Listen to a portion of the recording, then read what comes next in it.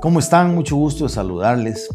Es un gusto y una gran alegría estar hoy aquí presentando estos podcasts que se van a llamar Punto de Tesis, porque pretendemos nosotros hacer un análisis profundo y cuestionar y resolver o intentar resolver todas las dudas que hayan relacionadas con temas de relevancia nacional, pero especialmente estos 10 capítulos van enfocados a la constitución política de nuestra república. Y sobre eso vamos a comenzar con el día de hoy. Comenzando con ¿qué es la constitución? Bueno, pues la constitución política, en palabras simples, es nuestra norma máxima, es nuestro pacto social, nuestro contrato social, pero la norma que comanda toda la estructura jurídica de nuestro país. ¿Por qué es importante la estructura jurídica de nuestro país? Bueno, resulta que dicen que un Estado se compone de 3 elementos. Hay teorías más grandes, hay teorías que dicen le ponen más elementos a los estados. Pero el Estado es la organización social más grande y a la que pertenecemos los individuos, los seres humanos. O sea, el mundo está compuesto de estados y nosotros pertenecemos al Estado de Guatemala, que a su vez es una nación y un país, que son conceptos parecidos, pero no son estrictamente idénticos. Se va a ver más adelante. Pero para efectos estructurales, nosotros estamos en el Estado de Guatemala, pertenecemos al Estado de Guatemala y somos guatemaltecos. El Estado tiene 3 elementos importantes, que uno es el territorio, otro es las personas o el grupo poblacional que lo integra, sus ciudadanos, y otro es su estructura jurídica, porque esa estructura jurídica es la que organiza el Estado.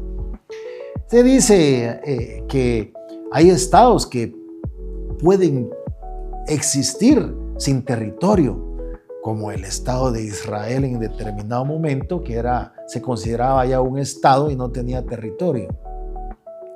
Hay estados que obviamente sin personas no pueden vivir, pero no podemos vivir porque es el grupo social y el grupo objetivo, y ahí están los individuos, que es lo más importante de la estructura jurídica.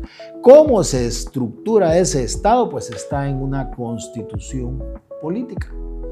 Pero la constitución es más que eso, es más que la mera estructura del Estado. Ese sistema jurídico es fundamental para la permanencia, para la subsistencia y para la mejora del nivel de vida de todos los ciudadanos de un Estado. Esa es la Constitución. Esa es una Constitución. Porque si solo fuera la mera estructura, bueno, pues no fuera estrictamente una Constitución, ¿verdad? Vamos a hablar de eso más adelante, porque hay algunas constituciones que solo estructuran la forma del Estado, pero les hace falta la parte dogmática y la parte podemos decir programática. Entonces, la Constitución de Guatemala se divide tradicionalmente en 2 partes. Se divide en una parte dogmática y una parte orgánica. Entonces, la parte dogmática se refiere a los fines del Estado. ¿Para qué se realiza el Estado? Y la parte estructural, organizativa u orgánica es la que se refiere a cómo se estructura ese Estado para la realización de esos fines. Dentro de esta parte dogmática hay una parte más importante que para mí es incluso no estrictamente dogmática, sino que es la parte que yo le llamaría de fines y la parte que es la base interpretativa, porque dice para qué, cuál es el objetivo real de la organización del Estado, para qué se organiza el Estado. En nuestro sistema nosotros hemos aprendido un poco a ser esencialistas, pero hay otros esquemas jurídicos que han llevado esto a una parte más práctica. No hay que preguntarse qué es el Estado, hay que preguntarse para qué nos sirve el Estado. Y el Estado no tiene otra finalidad que lo que establece la ley. Para poder entender esto voy a darle lectura a lo que es la invocación que hicieron los constituyentes en la Asamblea Nacional Constituyente, en la cual se redactó esta constitución que tenemos vigente el día de hoy, que es nuestro pacto social, que se hizo en 1985.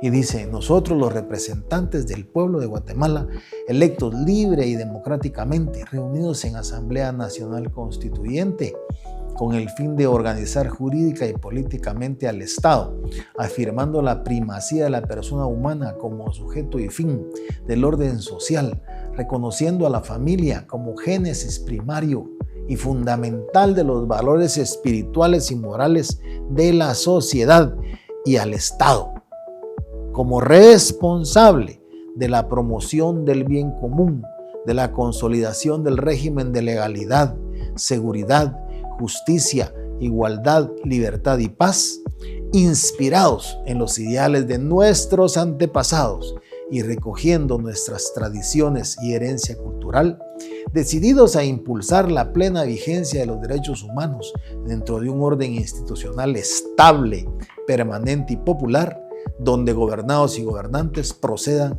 en absoluto apego al derecho. Realmente es hermoso. Y lo que dice lo vemos nosotros realizados en los artículos de la Constitución que vamos a ir analizando brevemente.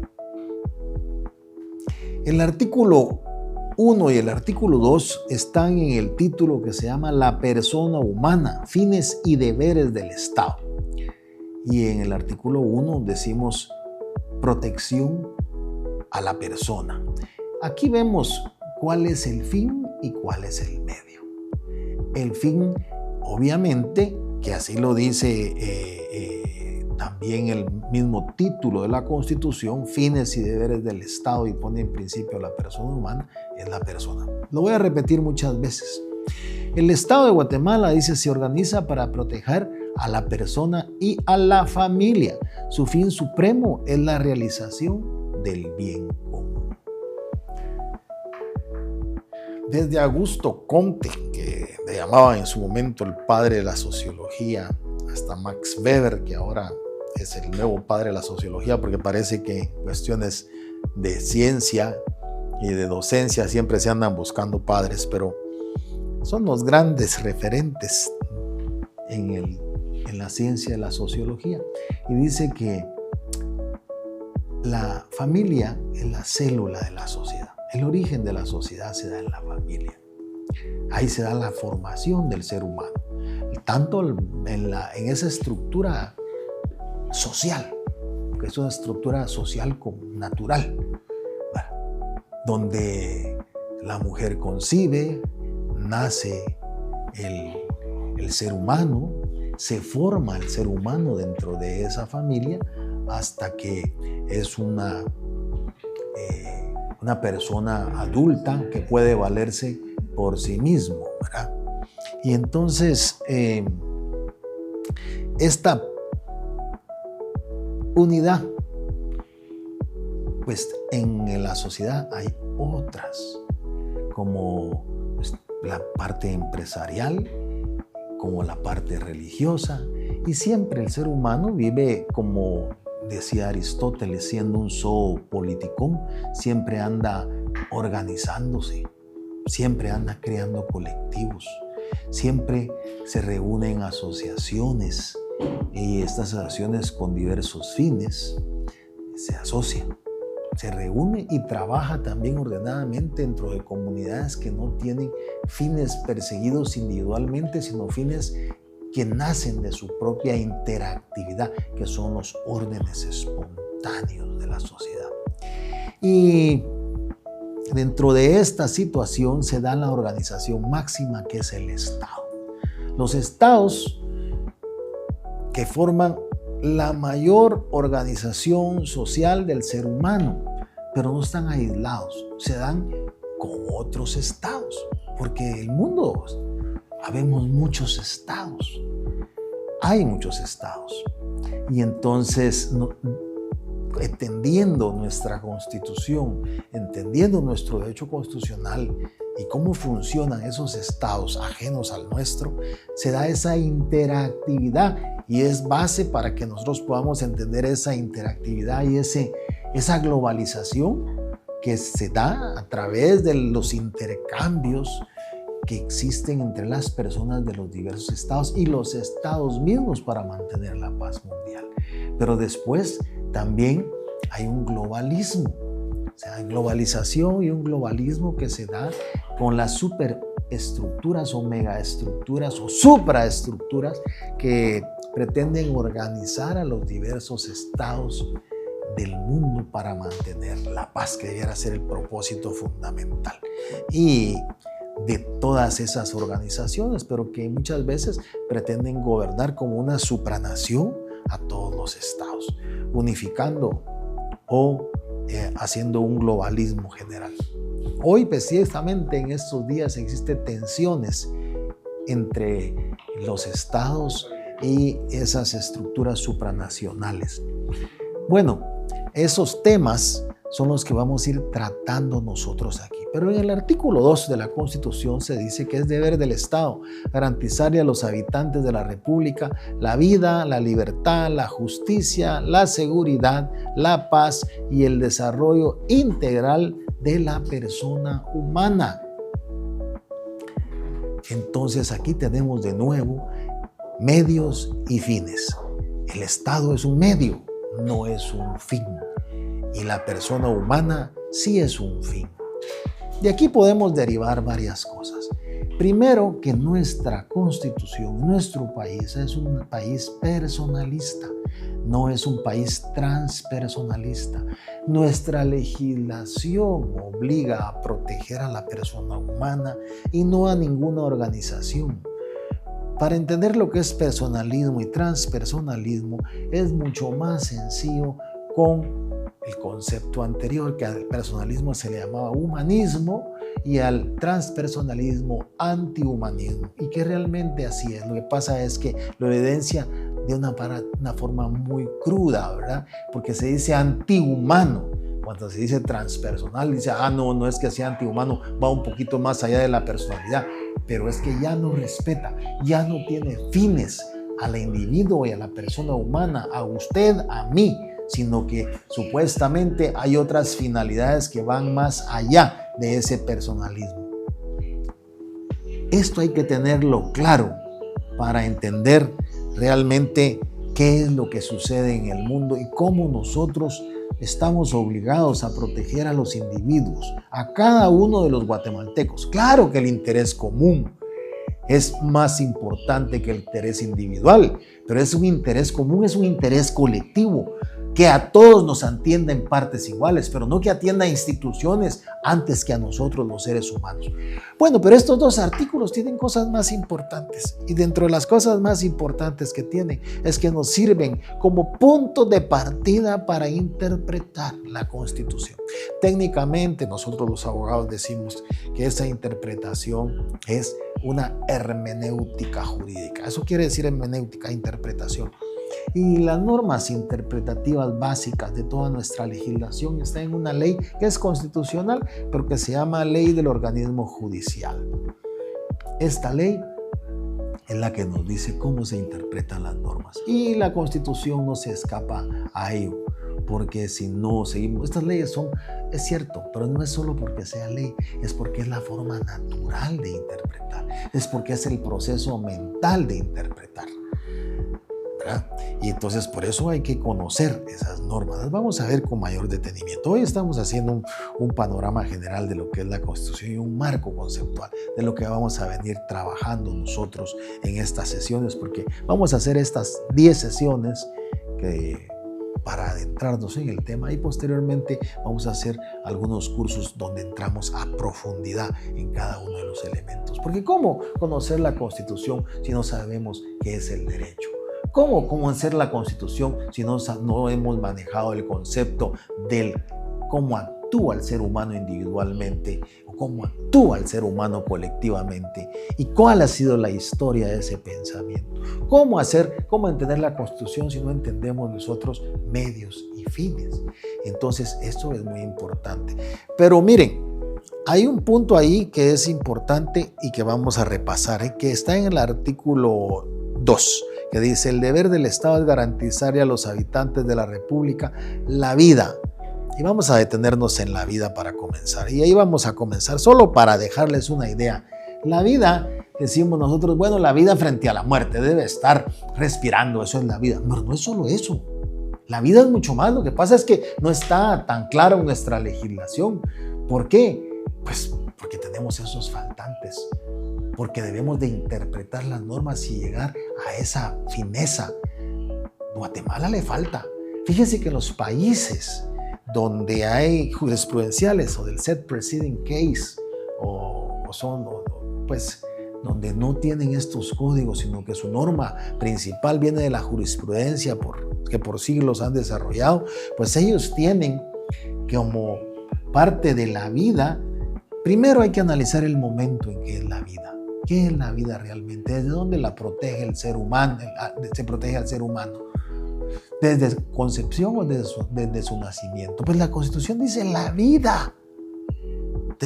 La vida. Nosotros sabemos desde qué momento es vida, por virtud de la ciencia, porque todas las ciencias son conocimientos importantes y no podemos ignorarla. Y toda la ciencia se aplica.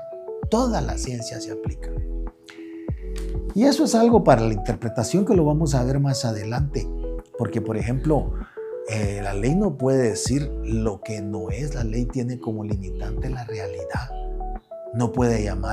La ley no puede llamar al gato perro o al perro gato. O no puede decirle a una vaca que ladre porque mugen, ¿verdad? Entonces son límites a la ley, límites a los gobernantes que son naturales. Pero vamos a volver a la vida. La vida tenemos íntegra también por algunos elementos. Tenemos que hablar de la integridad de la vida. Y de la integridad de la vida vamos a hablar de la integridad física y de la integridad material y la integridad inmaterial. Y de la integridad física tenemos todo el derecho a la salud. Pero las garantías que nosotros tenemos frente a quienes se dedican a crear medicina, a vendernos medicina, a quienes se dedican a investigar sobre nuestra salud, porque hay que proteger la vida del individuo y la salud forma parte de eso. La integridad de esto también se refiere a la integridad, por ejemplo, el derecho a la imagen. Nos falta mucho regular el derecho a la imagen, y más que regular deberíamos tener un set de pensamientos, de creencias, de una jurisprudencia que resuelva los problemas de la imagen del ser humano, porque es parte de la vida. También es parte de la vida la personalidad, que esa sí la tenemos un poco más regulada en nuestro sistema. Y, por ejemplo, tenemos como parte del derecho a la vida, derecho a la intimidad. Todo aquello que se vea relacionado con el individuo, con la persona, con el ser humano, antes de la personalidad, incluso con el propio ser humano, entonces debe ser protegido. Y ahí está nuestra Constitución como garantía. Por eso es que cada palabra de la Constitución debe ser analizada profundamente. Así tenemos también la libertad, pero de eso vamos a hablar en otra oportunidad. Vamos a hablar de los derechos fundamentales y por qué son derechos, de los valores y de muchos temas más. Gracias por escuchar, por estar atentos y atentos a la próxima sesión.